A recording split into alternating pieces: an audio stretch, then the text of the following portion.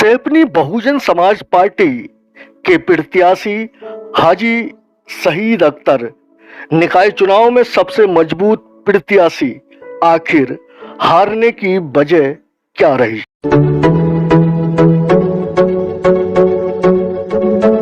2023 के निकाय चुनाव से हटकर अगर पिछली 3 चुनावों की बात करें तो उन चुनावों में जातिवाद का बोलबाला रहा और चुनाव का नाम था अंसारी समाज और अदर कास्ट।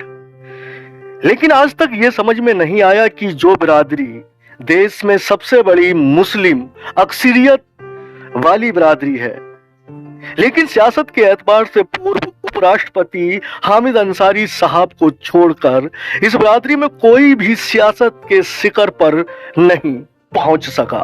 बहरहाल फिर आते हैं अब्दुल रहूफ एडवोकेट परिवार पर कि इलेक्शन से पहले एकदम दमखम के साथ चुनाव लड़ा जाता है। चुनाव लड़ते हुए धीरे धीरे चुनाव नजदीक आता है। फिर सोशल मीडिया से लेकर और बस्ती तक में बिरादरी की एकता और भाईचारे की बात होती है। के बाद धीरे धीरे बस्ती में फैलने लगता है अंसारी और अदर कास्ट का फार्मूला। लेकिन आज तक ये समझ में नहीं आया कि आखिर ये लोग कौन लोग हैं कि सही दिशा में जाते हुए इलेक्शन को जातिवाद और बिरादरीवाद की भेंट चढ़ा देते हैं। अगर जमीनी स्तर की बात की जाए तो इस परिवार के जितने भी पारिवारिक संबंध हैं, तो जिसे अदर कास्ट कहा जाता है, सैफनी के उन लोगों में है। लेकिन आखिरी समय में जो छवि प्रस्तुत की जाती है, क्या यह भी एक सियासत का हुनर है, जो कि मुझे आज तक समझ में नहीं आया।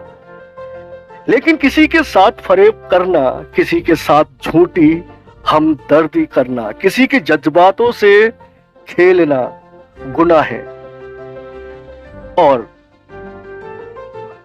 ऐसा कि वो गुनाह कबीरा में लिखा जाता है। और फरेबी वह नहीं होता जो लोगों की बातों में जाकर या आकर जज्बाती हो जाए, बल्कि फरेबी वह होते हैं जो किसी के भरोसे का कत्ल करते हैं। इतिहास गवाह है और वक्त किसी का सगा नहीं होता। दुनिया में जैसी फसल आप बोएंगे, एक दिन आपको ऐसी ही काटनी पड़ेगी।